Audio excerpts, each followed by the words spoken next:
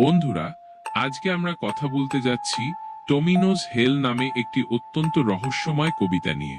এই কবিতাটি কেন এত জনপ্রিয় এবং এর পেছনে কি রহস্য লুকিয়ে আছে তা আজকে আমরা মিলে খুঁজে বের করব। মূল কবিতাটি জাপানি ভাষায়। 姉は血を吐く、妹は火吐く。可愛い富野は宝玉を吐く。一つの玉を地獄に吐けば、みんなでゆくゆく、しとねをたどる。姉よ、地獄の畳の道は、蛇でござるか。目くじござる。鞭で叩く。可愛い富野、鞭の吐きそうで悪魔で叩く。叩きや叩きやで叩かずとても、無限の地獄は一つ道。暗い地獄へ案内を頼む。無いすげる、棘の間を。赤いトゲだらけの暗い地獄へ、無知で叩かれる可愛い富。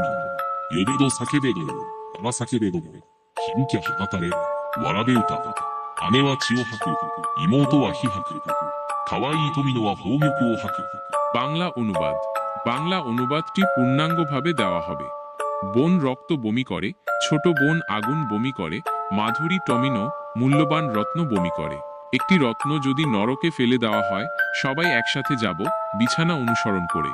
বোন, নরকের খড়ের পথটি কি সাপ দিয়ে তৈরি নাকি শ্লেষ্মা দিয়ে তৈরি? মাধুরী টমিনোকে চাবুক দিয়ে মারছে, চাবুকের লাল রঙের অংশটি ক্লান্ত না হওয়া পর্যন্ত মারছে। মারো মারো আরো মারো, না মারলেও অবিরাম নরকের একটাই পথ। আধার নরকের পথ দেখাতে অনুরোধ করি, কোকিল পাখি পালিয়ে যাও কাঁটাগুলোর মাঝখান দিয়ে। লাল কাঁটা দিয়ে ভরা আধার নরকের দিকে চাবুক মার খাচ্ছে মাধুরী টমিনো। ডাকি, চিৎকার করি, বারবার চিৎকার করি, শুধু শোনা যায় নাক চুষার শব্দ, শিশুর গান। বোন রক্ত বমি করে, ছোট বোন আগুন বমি করে, মাধুরী টমিনো মূল্যবান রত্ন বমি করে। এই কবিতাটি অত্যন্ত অদ্ভুত এবং রহস্যময়। এতে রক্ত, আগুন, রত্ন, নরক, সাপ, শ্লেষ্মা, চাবুক, কোকিল পাখি ইত্যাদি বিভিন্ন প্রতীক ব্যবহার করা হয়েছে। এই প্রতীকগুলোর মাধ্যমে কবি কি বলতে চেয়েছেন তা বুঝতে কিছুটা কঠিন। কবিতাটিতে তিনটি মূল চরিত্র আছে: বড় বোন, ছোট বোন এবং মাধুরী টমিনো। প্রত্যেকেই ভয়ানক কিছু বমি করছে। বড় বোন রক্ত বমি করছে, যা সাধারণত মৃত্যু বা যন্ত্রণার প্রতীক। ছোট বোন আগুন বমি করছে, যা ক্রোধ বা ধ্বংসের প্রতীক হতে পারে। মাধুরী টমিনো মূল্যবান রত্ন বমি করছে, যা সম্ভবত তার ভিতরে লুকিয়ে থাকা কোনো মূল্যবান কিছুকে প্রতিনিধিত্ব করে। নরক এবং চাবুকের উল্লেখ থেকে বোঝা যায় যে কবিতাটিতে কোনো ধরনের শাস্তি বা যন্ত্রণার বর্ণনা আছে। কোকিল পাখির উল্লেখ হয়তো সুন্দর বা স্বাভাবিক কিছুর প্রতীক। সামগ্রিকভাবে এই কবিতাটি একটি অত্যন্ত গভীর এবং রহস্যময় কবিতা।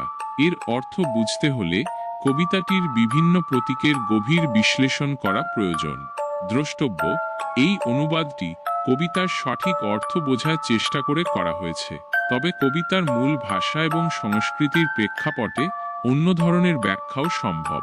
আপনি যদি এই কবিতাটি সম্পর্কে আরও জানতে চান বা এর কোনো বিশেষ অংশ সম্পর্কে জানতে চান, তাহলে আমাকে জানাতে পারেন। এই কবিতাটি অত্যন্ত গভীর এবং রহস্যময়। এর অর্থ বুঝতে হলে কবিতাটির বিভিন্ন প্রতীকের গভীর বিশ্লেষণ করা প্রয়োজন। আপনারা যারা আমার ভিডিওটি দেখেছেন শেষ পর্যন্ত, ভিডিওটি ভালো লাগলে অবশ্যই লাইক, সাবস্ক্রাইব করবেন, পাশে থাকবেন অবশ্যই। আপনাকে অসংখ্য ধন্যবাদ।